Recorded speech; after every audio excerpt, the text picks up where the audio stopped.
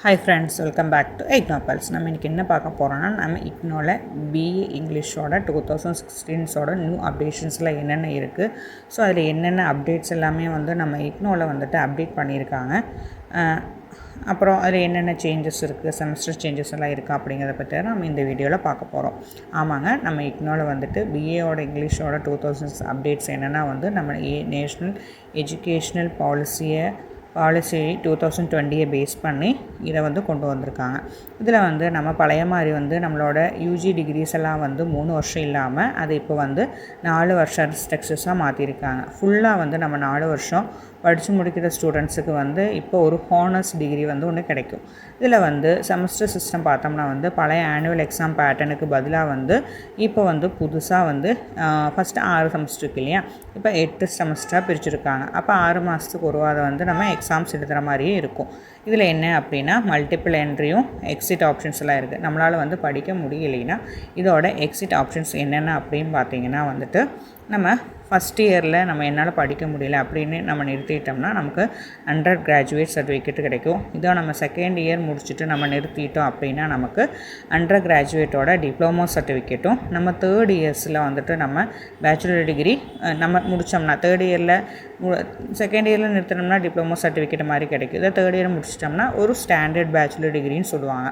இதோ நம்ம 4 இயர்ஸ் வந்துட்டு ஃபுல்லாக நம்ம கம்ப்ளீட் பண்ணிட்டோம்னாலே நமக்கு வந்துட்டு ஹானர் வித் ரிசர்ச் அப்படிங்கிற ஒரு சர்டிஃபிகேட் கிடைக்கும்.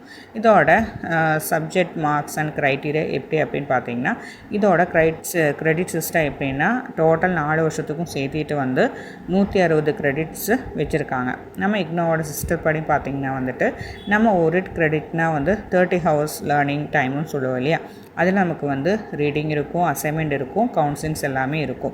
சரி, இந்த புது சிலபஸில் என்னென்ன இருக்குது அப்படின்னு பார்த்தோம்னா வந்துட்டு வெறும் கோர் சப்ஜெக்ட்ஸ் மட்டும் இல்லாமல் ஸ்டூடெண்ட்ஸோட எஜுகேஷனை நிறைய டிஃப்ரெண்ட் கேட்டகரிஸை ஆட் பண்ணியிருக்காங்க. இதில் வந்து மேஜர் அண்ட் மைனர் கோர்சஸ், அதை வந்து முக்கியமாக இங்கிலீஷ் சப்ஜெக்ட்ஸும் அதோட செகண்டரி ஸ்பெஷலைசேஷன்ஸ் இருக்கும்.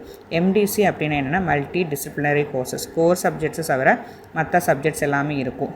எஸ்சி ஆர் இசிஇ அப்படின்னா skill and ability enhancement courses, ப்ராக்டிக்கலும் ஸ்கில்லையும் வளர்க்குற கோர்சஸ் இருக்கும். விஏசி அப்படின்னா வந்து value added courses, ethics, environment, அது மட்டும் இல்லாமல் சோஷியல் வேல்யூ பற்றின இதாக இருக்கும். ஃபைனல் இயரில் வந்து 4th செம்மில் தனியாக ஒரு ரிசர்ச்சும் இருக்கலாம், இல்லைன்னா ப்ராஜெக்டாகவும் இருக்கலாம்.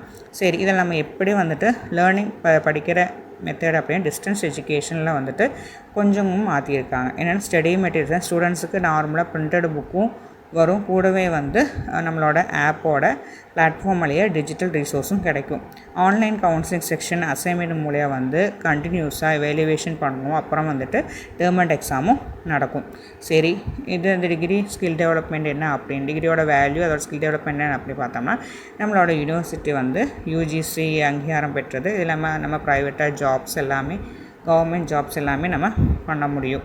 ஓகே, இதில் என்ன புதுசாக தேவையான ஸ்கில் என்னென்னா communications, academic writing, digital literacy, computer knowledge, எம்ப்ளாய்மெண்ட்டியோட ஸ்கில், வேலைக்கு தேவையான இது ரிசர்ச் ஓரியன்டேஷன் ஃபைனல் இயரில் வந்து சொல்லுவாங்க. ஃபீஸ் ஸ்ட்ரக்சர்ஸ் எப்படின்னா வந்துட்டு எப்போவுமே வந்து ஃபீஸ் ஸ்ட்ரக்சர்ஸ் மாறணும், சேஞ்ச் ஆகலை. ஓகேங்களா, இதுதான் வந்து இப்போ நம்ம ரீசெண்டாக வந்து நம்ம இதில் சேஞ்ச் ஆகிருக்கிற ஒரு மாற்றம்.